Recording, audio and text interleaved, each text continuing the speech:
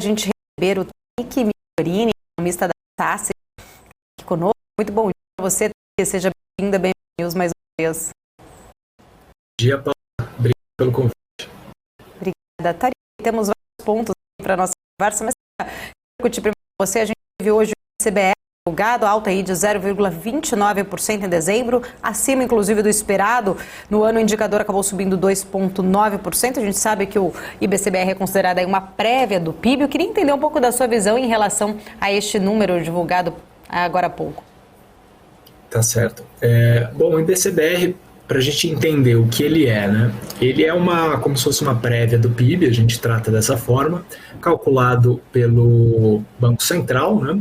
Mas eu acho que o ponto importante é que o Banco Central não coleta nenhuma informação nova para calcular esse índice. Ele usa os mesmos indicadores que o mercado já costuma utilizar para medir a atividade. Então, como foram as vendas do varejo do IBGE, como foi a produção industrial, como foi a pesquisa de serviços. Esses são os principais indicadores que ele olha, né?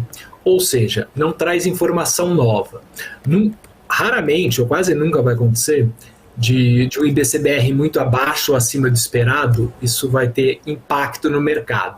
Os juros vão mudar de trajetória ali no dia, na hora, ou a bolsa, ou qualquer coisa do tipo, né? Porque ele não traz informação nova. Mas mesmo assim ele é um bom indicador que resume a situação da economia no atual momento, né?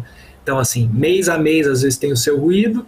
Então a gente viu em dezembro uma alta de 0,3%, mas quando a gente pega o trimestre cheio do IBCBR, ele caiu, se eu não me engano, 1,5% em relação ao trimestre imediatamente anterior. Ou seja, a visão um pouco mais ampla ali do indicador é que a gente está numa desaceleração econômica, né? Os dados de PIB que vão sair aí no comecinho de março sobre o quarto trimestre provavelmente vão mostrar um número ruim, né? Aí cada economista tem sua conta. A gente tem uma conta aí que mostra uma queda de 0,4% no PIB no quarto trimestre, né? Então a gente estaria desde o começo do ano, trimestre a trimestre, desacelerando a economia, e a gente pode estar entrando eventualmente numa recessão técnica agora na virada do ano, se o primeiro trimestre também for ruim. Eu quero trazer aqui o Vandico junto conosco para essa conversa, para a gente falar mais sobre vários assuntos econômicos. Eu tenho uma pergunta, inclusive, para os dois. A gente tem visto aí vamos dizer assim, que ontem até teve um tom mais ameno nessa queda de braço entre o próprio executivo, né, entre o governo e também o Banco Central, com as críticas em relação à taxa de juros. A gente já sabe, já está definido aí que essa reunião hoje não vai ter a pauta sobre uma possível mudança da meta da inflação, como, né, chegou a ser circulado informações anteriormente. O próprio Haddad já sinalizou que não será agora, vai ser, né, na próxima reunião, talvez, essa discussão. Ontem a curva de juros acabou até, né, arrefecendo um pouquinho, né, segurando ali um pouco, não num movimento contrário que a gente tinha visto anteriormente, por conta dessa manifestação aí de apaziguar, vamos dizer assim, os ânimos um pouco. Inclusive até alguns ministros já teriam até aconselhado Lula, a gente falou sobre isso mais cedo, a não mais, né, ficar batendo nessa tecla na figura especificamente ali de Roberto Campos Neto, mas de um problema real. Mas a gente tem uma taxa de juros real alta no Brasil, isso não tem como não falar, né? Uma taxa maior, inclusive, do que muitos outros países, e esse eu acho que é um ponto mais sensível, inclusive, da nossa economia. Ainda não temos um arcabouço fiscal definido, mas a Haddad também sinalizou ontem que vai anunciar em março, não mais em abril, como já tinha sinalizado que seria em abril. Eu queria entender, né, da visão de vocês, dois grandes profissionais, economistas, como que vocês olham para estas pautas, né, que têm trazido tanta volatilidade para a nossa curva de juros, especificamente também com reação no nosso mercado. Eu queria entender um pouco mais da visão do Tarik em relação a essa queda de braço, vamos dizer assim. Será que vamos ter um acordo, de repente, entre Executivo e Banco Central, e isso tende a ser aí realmente um bom sinal para o caminhar aí dos próximos dias, Tarik? Legal. Bom, tentando resumir aqui, dar um pouco de contexto, né, o que está acontecendo é que o mercado está muito assustado porque o governo não está seguindo o script que a gente esperaria de um novo governo, né? Quer dizer, que no começo você tenta agradar o mercado, ter um discurso bem afinado e cuidadoso da parte econômica, né, para colher os frutos e aí você surfar bem o resto do mandato, né? Então acho que o mercado está um pouco confuso e assustado com as declarações que principalmente o presidente tem dado e alguns membros do partido, né? E aí eu acho que o grande destaque aí dos últimos dias, das últimas semanas, é a questão do Banco Central, da autonomia do Banco Central e o questionamento sobre os juros, né? Eu acho que por enquanto de concreto realmente a gente não tem nada. O que a gente tem de concreto são algumas falas do Haddad e o fato de que a meta não vai ser discutida aí na reunião de hoje, de acordo com ele, né? Mas eu acho que esses tipos de ruídos vão continuar enquanto o governo não tiver medidas concretas na área econômica, né? Eu acho que aí as duas primeiras, eu acho que a primeira que o mercado está mais ansioso é esse bendito arcabouço fiscal, né? O plano de voo que o governo vai ter para estabilizar a dívida, para a dívida não entrar numa trajetória explosiva nos próximos anos, que aí vai envolver tanto controle de gastos quanto alguma adequação de receitas, né, pensando no longo prazo. E aí ontem o ministro disse que pretende apresentar este plano em março. Então eu diria que hoje, com o que a gente sabe, eu acho que esse é o principal marco sobre todo esse estresse que o mercado está tendo inicial aí sobre como vai ser o jeitão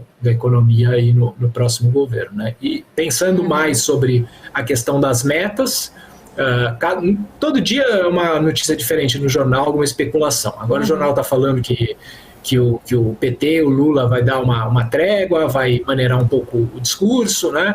Mas o que a gente tem de concreto é que a meta não vai ser revista ou discutida nesta reunião, mas eu acho que a incerteza fica aí para as próximas reuniões até junho, né, quando de fato é a data comum de se discutir metas de inflação no CMN, né? E é engraçado que tem visões distintas aí se a gente deve revisar ou não a meta, né?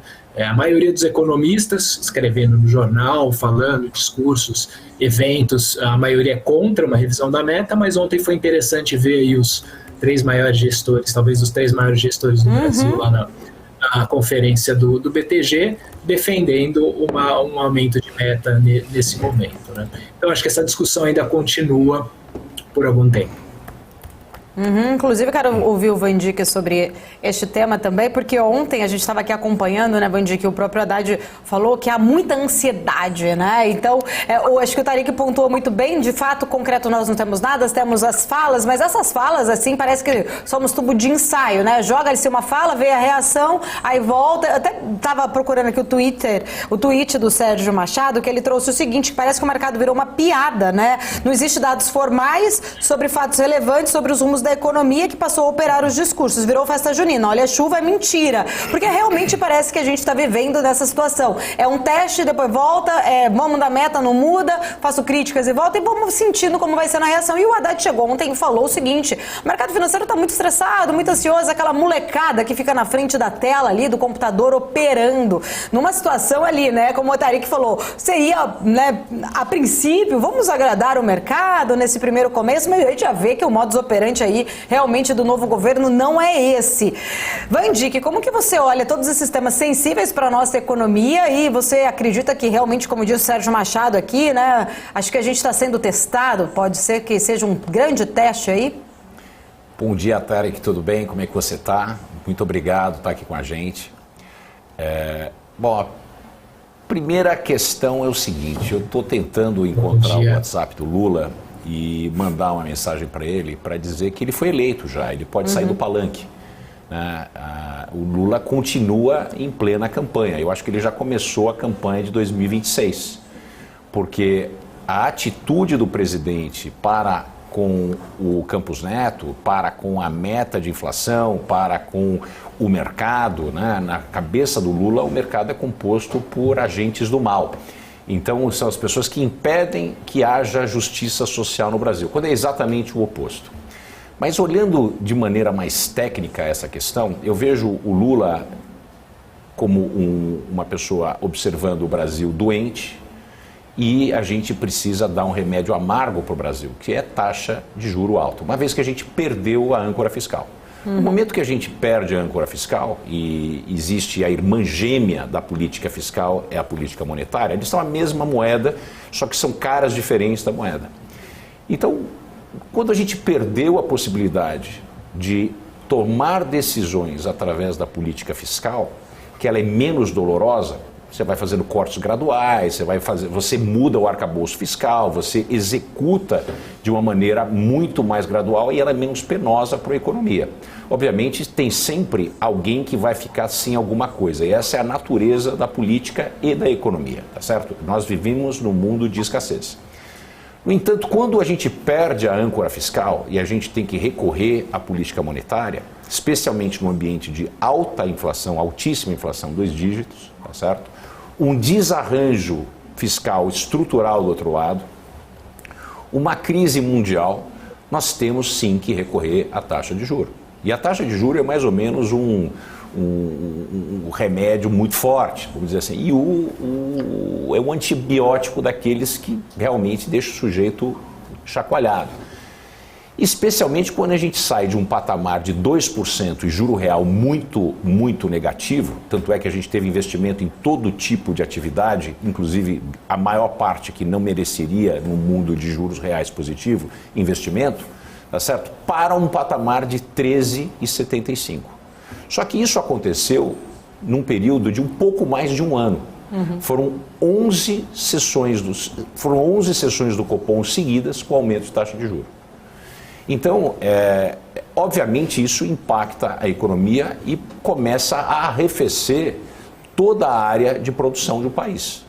A gente tem, como o Tarek mesmo apontou, o quarto TRI do ano passado deve vir em alguma coisa como um número negativo entre 0,2 a um 0,6, que é o que eu espero. Eu acho que o número é em torno de 0,5, tá certo? E provavelmente no primeiro trimestre desse ano a gente deve entrar numa recessão técnica. No entanto, né, essa questão, esse embate, né, essa polêmica gerada entre...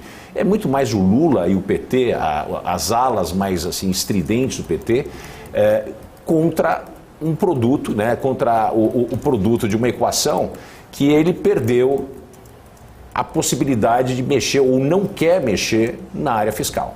Então, o que eu vejo? Sem existir uma nova âncora fiscal, sem existir um arcabouço fiscal que seja crível e execuível, essas duas palavras são muito importantes. Ela precisa ser crível pelo mercado e ela precisa ser execuível. Não adianta a gente criar um negócio que é um sonho de uma noite de verão, só que a gente não vai conseguir entregar.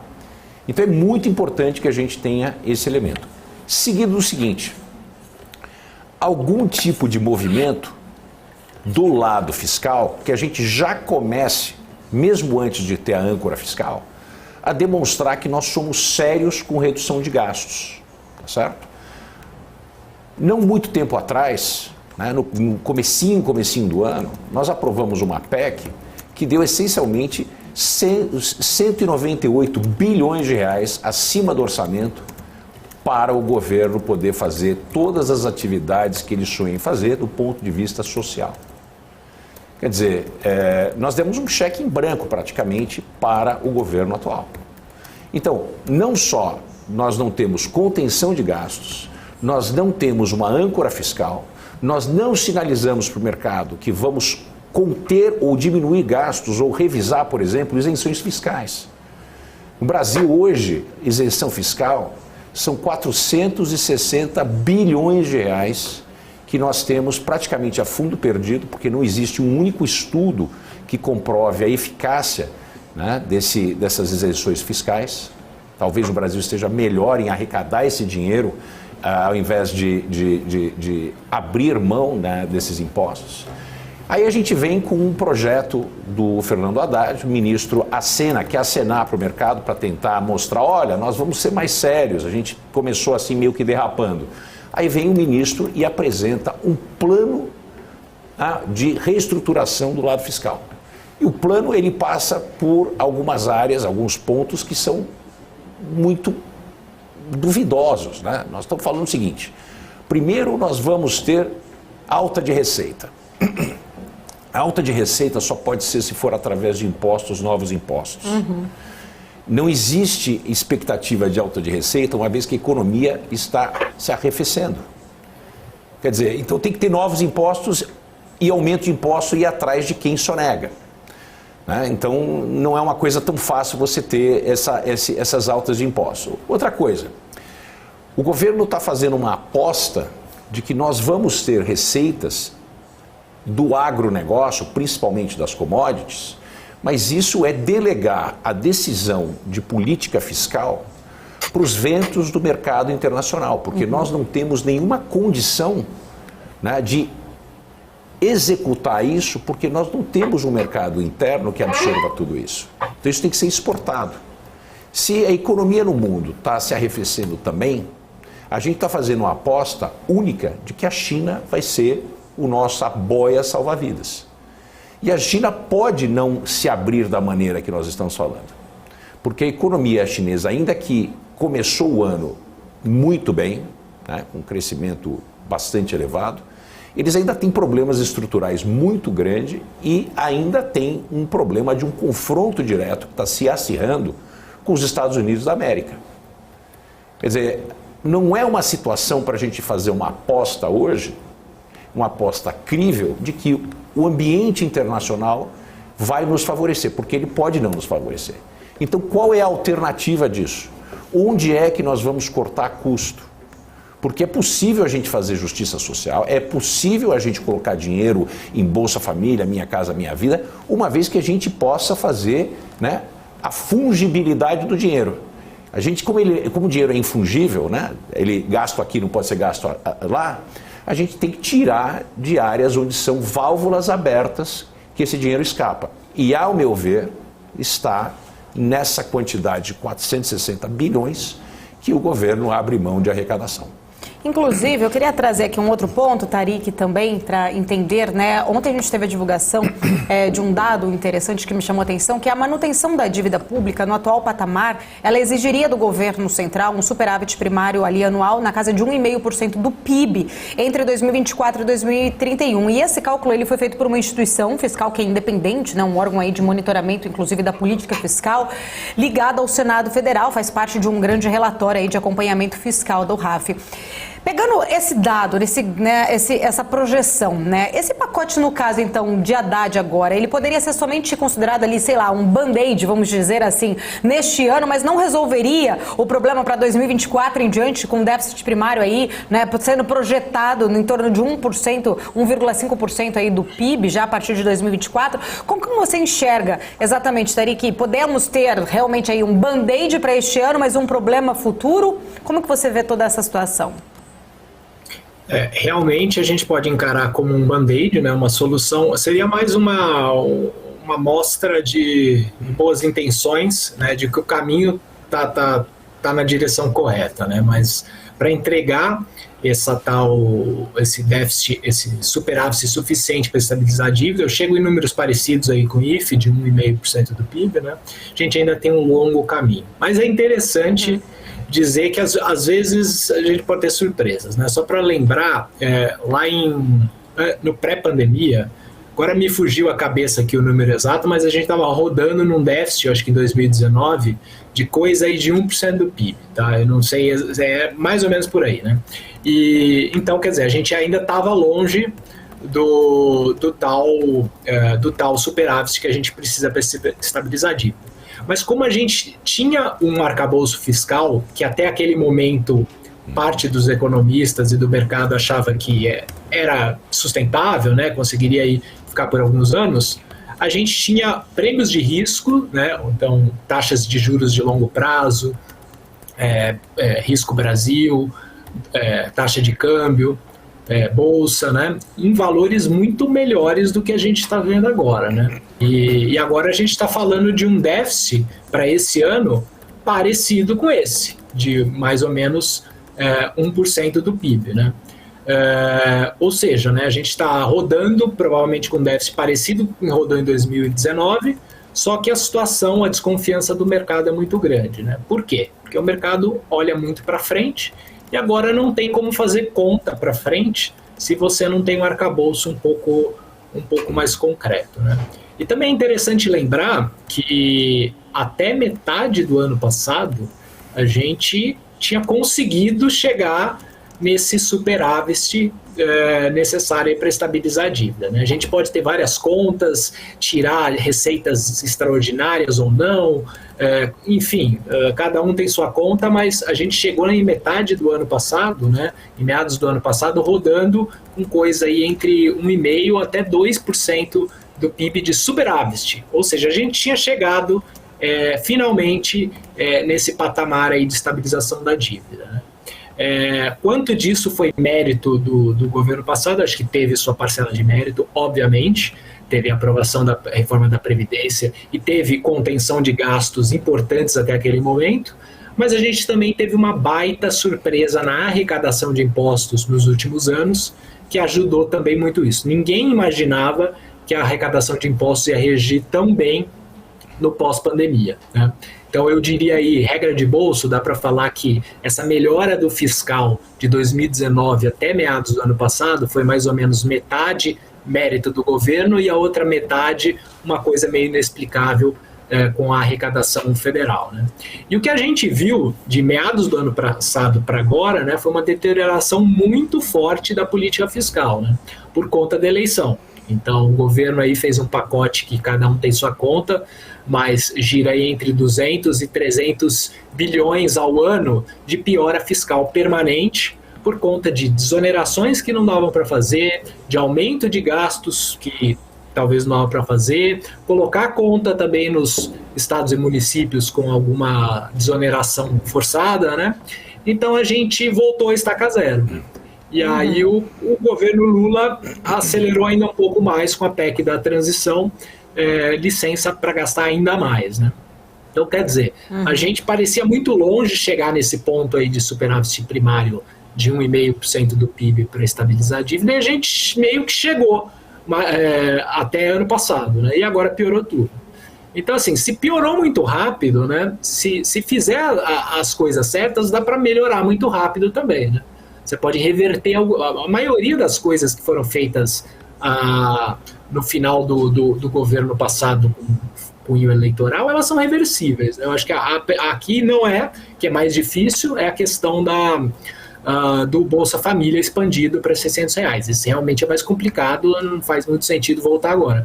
Mas todo o resto, né, principalmente de desoneração de impostos, assim, dói, mas dá para fazer, né? Então, quer dizer, é um plano factível o atual governo chegar nesse superávit aí de 1,5% do PIB até o final deste mandato de 4 anos, se fizer a coisa certa, se tiver um arcabouço, vai ter que, eu acho que, aumentar alguns impostos ou reverter esses cortes, né? Mas eu acho que dá para fazer. Vandick, sua opinião. Bom, voltando à questão de meta de inflação, tá certo? Que tem tudo a ver com esse processo, né? Eu sou contrário à revisão de meta de inflação. Meta de inflação decidida é algo que a gente tem uma promessa que tem que ser cumprida, né? Quando a gente quebra essa promessa, a expectativa, principalmente do mercado, que vive de transparência e de informação que faz sentido, então eu começo a duvidar dos números que eu tenho. Então isso é muito ruim para a economia como um todo. Mas olha que situação que nós temos. Nós temos agora um dilema muito sério. Nós temos uma dívida que aumenta, nós temos gasto que aumenta e aumenta muito rápido, como o Tarek apontou, e ao mesmo tempo nós temos uma taxa de juros de 13,75%, que a remuneração da dívida é atrelada à taxa de juros. Então a dívida ela começa a disparar com essa taxa de juros onde está.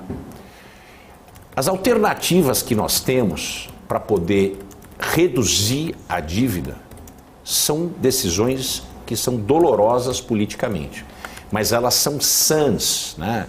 Elas têm sanidade econômica. Está do lado fiscal, que é a redução de gasto, e eu penalizo muito o governo por não mencionar, não falar, não demonstrar que está disposto a fazer revisão de gasto, inclusive das isenções fiscais, né, que são muito importantes. tá certo? E do outro lado, para a gente poder baixar a taxa de juro, a única alternativa que teria, sem ter revisão fiscal, de gasto fiscal, para poder baixar a taxa de juro, a única maneira é, de fato, aumentar a meta de inflação. Não existe maneira de executar esse processo de uma redução gradual da taxa de juro sem que a gente ou aceite maior inflação, o core, o núcleo da inflação do IPCA roda ainda muito alto, próximo de 9%, é onde estão os itens essenciais que são mais voláteis, como alimentação, como bebidas, como aluguel, como energia elétrica, que impactam desproporcionalmente os mais pobres, certo? Então, o aumento da inflação, essa história de que um pouquinho mais de inflação vai gerar um pouquinho mais de crescimento, nós já estivemos lá nos anos 70, 80 e 90, tivemos um repique em 2014, tá certo? Chegamos a quase 15% de IPCA, tá? Isso é bem recente. Nesse ano, 2014, o Brasil foi inserido, foi submerso na maior e mais longa recessão da nossa história. A gente até hoje não saiu totalmente dessa recessão. E nós temos uma situação de escolha de Sofia aqui. Nós aumentamos a taxa, nós diminuímos a taxa de juros em aumentar a meta de inflação. Nós tomamos uma decisão do lado fiscal de cortes que possibilitariam a taxa de juros a baixar. Ou nós arriscamos o Brasil dar um default. Porque com a taxa de juros onde está e o incremento do serviço da dívida já chegando próximo aos 700 bilhões de reais, tá certo? É mais do que saúde e educação juntos como gasto. É o maior gasto que a gente tem. Esse ano vai passar dos 700 bilhões, nós chegamos a 689 no ano passado. Quer dizer, eu entendo a pressão para aumentar para aumentar a meta de inflação. Eu consigo entender, apesar de ser totalmente contra. Mas eu vejo que se não tiver algum tipo de mecanismo de apresentação de um arcabouço fiscal que faça sentido, que seja crível e execuível, e a gente comece a fazer já nesse ano cortes de gastos, revisões de impostos, etc., não existe maneira da gente fugir ou do aumento da taxa, o aumento da meta de inflação, ou a gente arriscar uma explosão da dívida. Então, são essas as minhas considerações. A gente segue aqui acompanhando. A Débora tem aqui, acho que uma informação também importante, né, Débora, que traz, acho que um contraponto um pouco a este assunto. Deixa eu ir com a Débora, por favor. Exatamente. Tem uma notícia que, agora tem uma entrevista que acaba de sair aqui no Valor, eu estava acompanhando aqui, dizendo que traz aqui que o arcabouço fiscal terá despesa com alta menor do que receita, é o que diz um dos secretários do ministro da Fazenda. O que acontece? O arcabouço fiscal, que foi, que vai ser antecipado, vai prever que as despesas crescerão menos do que as receitas durante algum tempo, foi o que confirmou o secretário do Tesouro Nacional, Rogério Seron, numa entrevista ao Valor mais cedo. O atendimento aos programas sociais será mais amplo quanto mais crescimento econômico tiver, foi o que ele explicou. Numa semana que tem sido dominada por todas essas polêmicas, aí o secretário comentou que o presidente Luiz Inácio Lula da Silva tem o direito de questionar se o objetivo perseguido pelo Banco Central está adequado, sem que isso atente contra a autonomia da instituição. E ele diz o seguinte, abre aspas, acho que tem uma discussão legítima sobre a meta de inflação, não quer dizer que ela precise ser alterada, fecha aspas. Ele afirmou também que a volatilidade gerada no mercado não é boa para a gestão da dívida. Para momentos assim, existe um colchão de liquidez que permite que o Tesouro não seja apenas um sancionador de taxas de juros desejadas pelos agentes econômicos. Em dezembro, essa reserva de liquidez era suficiente para cobrir 8 meses e meio, mais ou menos, de vencimentos. O limite prudencial é de 3 meses. Seron também ressaltou que pretende lançar entre setembro e outubro títulos públicos vinculados a compromissos ambientais, o que seria simbólico do ponto de vista político. Além disso, ele diz que pretende resgatar o grau de investimento até o fim do mandato do presidente Lula e, para isso, defendeu a necessidade de aprovação da reforma tributária. E sobre a responsabilidade de ampliar a faixa de isenção do imposto de renda para 2 salários mínimos, o secretário informou que o impacto fiscal da medida será neutralizado por medidas compensatórias. Para viabilizar uma promessa de campanha, o Desenrola, o governo pode utilizar o saldo existente no Fundo de Garantia de Operações para criar o Fundo Garantidor para viabilizar a renegociação de dívidas. Foi o que informou, então, o secretário, que diz que o arcabouço fiscal terá despesa com alta menor do que receita. Bom, queria ouvir a opinião de vocês dois, então, em relação a essas falas. Deixa eu voltar com o Tariq e aqui com o Vandique. Vou começar com o Vandique agora. Vandique, como que você interpreta aí as falas, né, do Seron, neste momento, falando, então, que o governo pretende arrecadar mais do que gastar? Mais uma vez, muito sobre nada. Quanto, quando e como? Cadê? Quanto, como e quando? Não adianta falar que vamos fazer isso dessa maneira. A gente precisa disso apresentado no papel. Isso precisa estar... precisa ser uma ação concentrada, precisa ter um começo, meio, fim, precisa ter um plano e precisa ser apresentado. Essas conversas paralelas com os jornalistas não levam nada. Vai ter aumento de gasto menor que arrecadação. Como? De onde vem isso aí? Como é que a gente vai fazer isso? Quais são os mecanismos? Esse tipo de conversa é conversa de bar. A gente quer saber, vamos resgatar o grau de investimento. Como? Como é que a gente vai fazer isso? Depois da reforma tributária. Quando é que vai sair a reforma tributária? Qual reforma tributária? Esse é um dos maiores problemas que o governo tem. Esse é um dos maiores problemas que o PT tem. Eles estão mais satisfeitos em fazer o lançamento de bônus do Tesouro Nacional associado a metas ambientais, com uma coisa politicamente legal e sem nenhum impacto às atividades econômicas do país, tá certo? Do que realmente focar no que importa. O importante é o seguinte: como reduzimos a dívida, como mantemos a inflação em linha com a meta que foi estabelecida. A inflação hoje está controlada de maneira artificial. A gente tem 13,75% de juros e nós cortamos todo tipo de impostos que incidem sobre um dos elementos mais voláteis, que são os combustíveis. Na hora que isso voltar, e que tem que voltar porque a gente está usando medida provisória para empurrar com a barriga, tá certo? A gente vai ter um repique inflacionário. Outro ponto muito importante: nós precisamos fazer uma reforma tributária, a gente precisa fazer uma reforma tributária, mas a gente precisa saber o que o governo vai prover para os seus cidadãos, os residentes do Brasil, as pessoas que moram aqui. Não adianta fazer reforma tributária sem saber quanto o governo vai custar, porque senão a gente só vai ter que aumentar imposto. A gente tem que ter uma reforma tributária com a irmã gêmea dela, que é a reforma administrativa, para a gente saber, isso vai ser provido para tantas milhões de pessoas e vai custar tanto, e isso vai ser feito pelo governo. Isso aqui vai ser feito pela iniciativa privada para tantos milhões de pessoas e vai ter o médio custo de tanto. E pronto. Essa é a reforma que precisa ser feita. Não adianta a gente empurrar com a barriga e falar promessa que vai fazer, que não vai fazer, porque isso é só um smoke mirrors, como os americanos chamam, tá certo? É uma cortina de fumaça. Quero ouvir a opinião, então, do Tariq também, para a gente, né, encerrar essa pauta de agora. Fala, Tariq.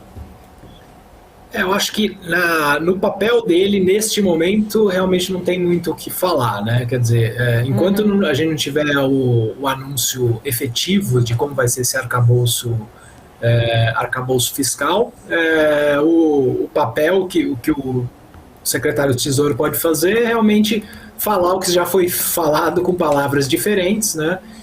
Para tentar acalmar o mercado e dar algum norte das boas intenções, né, e do trabalho deles para entregar algo crível e concreto até mês que vem, né? Então, assim, em linhas gerais, o que ele falou não é novo e faz sentido aritmético, né? Se a gente está querendo reduzir o déficit, realmente você tem que colocar as despesas para crescer mais que as receitas no longo prazo, né?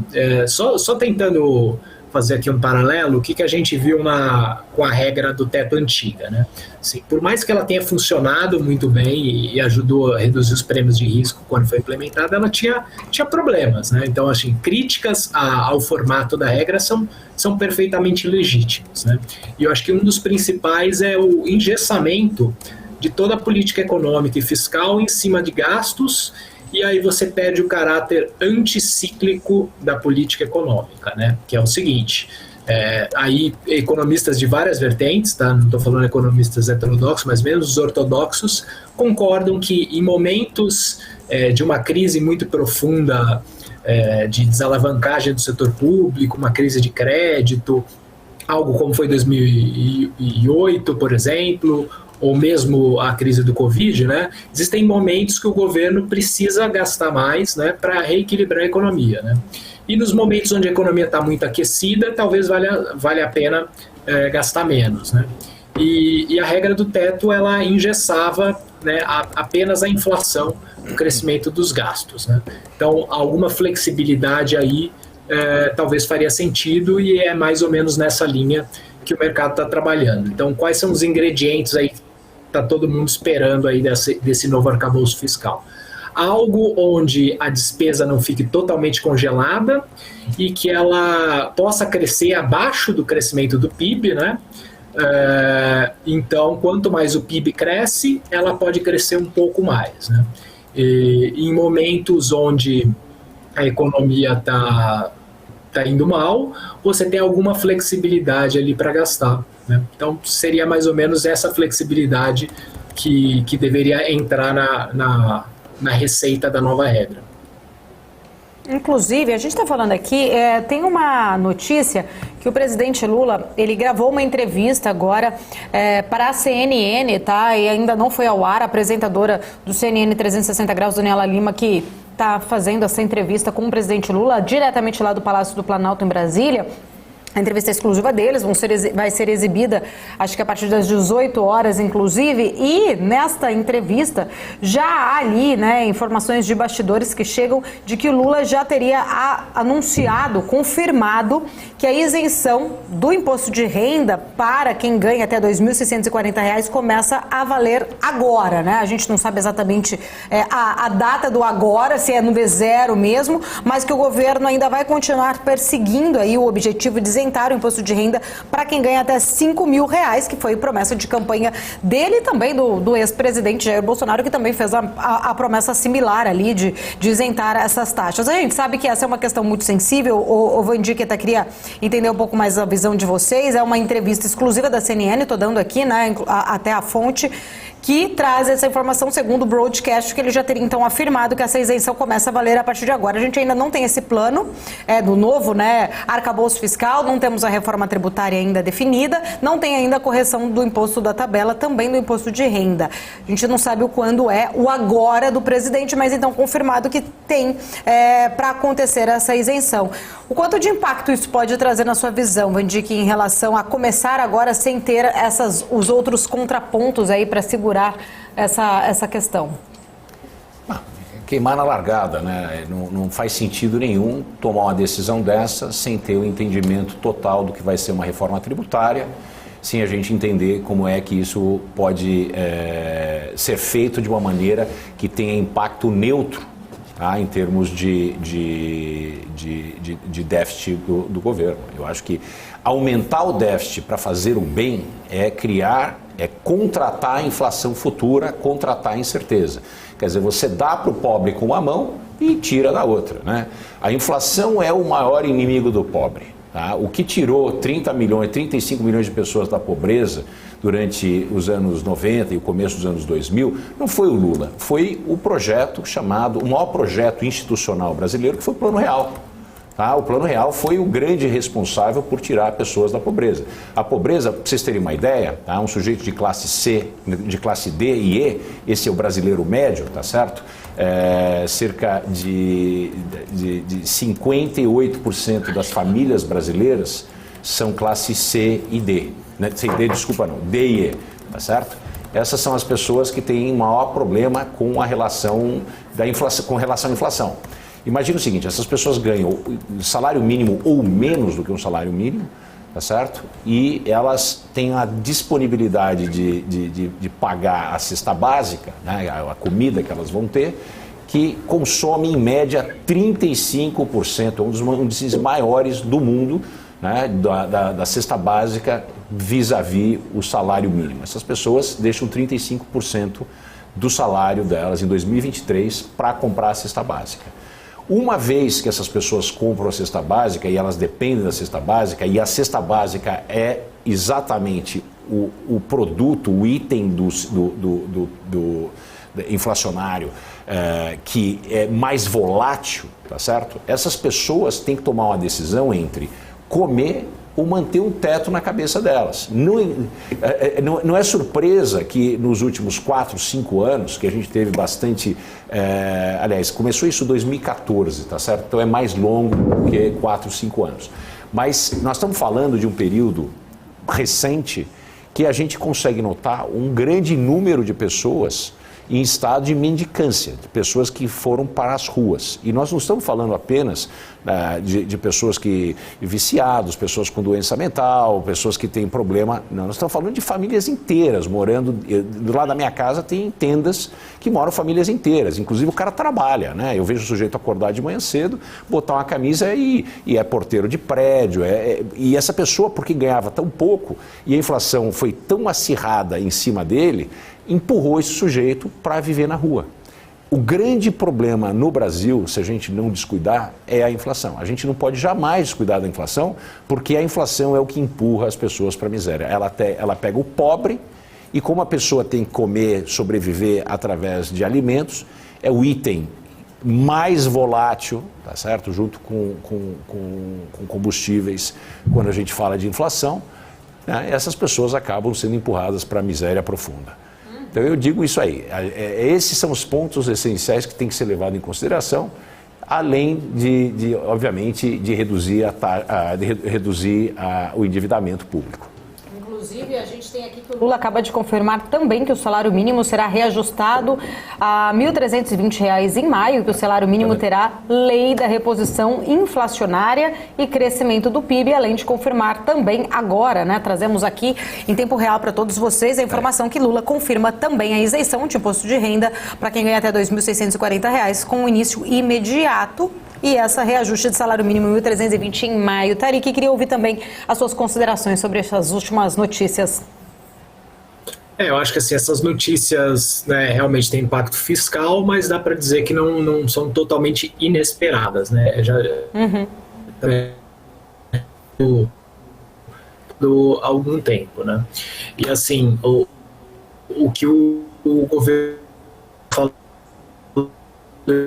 O nosso áudio está picando, eu acho que o sinal deve estar ruim. Vamos pedir para o pessoal reconectar, vamos ver se a gente consegue reconectar o Tariq para a gente ouvi-lo melhor aqui, só confirmando então, né, a informação que chega aqui agora também por outras agências de notícias, a entrevista exclusiva que o presidente está neste momento concedendo à rede CNN, a entrevista que vai ser exibida num outro horário, está sendo somente gravada nesta quinta-feira, mas já há então confirmações ali de que Lula confirma que isenção de imposto de renda sobe para R$ 2.640, que o salário mínimo será reajustado em 1.320 já a partir de maio e que o salário mínimo terá lei da reposição inflacionária e crescimento do PIB. Enquanto a gente reconecta com o Tariq, Vandique, a gente voltou? Então tá, voltou aqui, o pessoal avisou que voltou. Vamos voltar então. Tariq, eu queria... Se você puder pegar desde o início, o seu áudio estava picotando aqui pra gente, ouvir a sua opinião em relação a essas últimas. Você disse, né, que não é surpresa, eles já haviam falado, né, que seria assim dessa forma, mas tem um impacto no fiscal. Sim, realmente. Então vai ter um impacto no fiscal, né? A questão do salário mínimo aí é coisa de 5 bilhões ou um pouquinho a mais que isso por ano, né?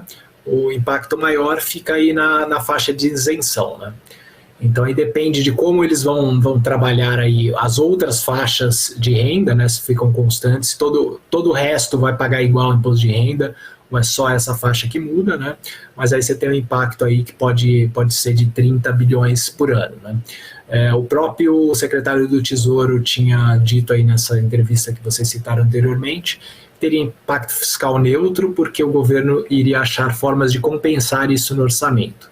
Mas a questão fica onde são essas compensações, né? Se forem compensações de receitas em cima daquilo que o Haddad já anunciou como medidas de melhora fiscal, né, lá há pouco mais de um mês, aquele plano do Haddad, se for em cima daquilo que ele já anunciou, não vale, né? Então, nesse sentido, você pode ter uma piora da projeção de primário deste ano, né? Mas como acho que boa parte dos economistas já imaginava essas medidas em algum grau, eu não sei se as projeções de todo mundo vão mudar tanto, mas assim, que tem um impacto negativo para esse ano, sem dúvida. Sei que a gente já está com o tempo aqui apertado. Muito obrigada por estar aqui com a gente, acompanhando em tempo real, né, analisando informações importantes que foram sendo atualizadas nesta manhã. Seja sempre muito bem-vindo, volte sempre. Obrigado, um prazer. Obrigado aos dois.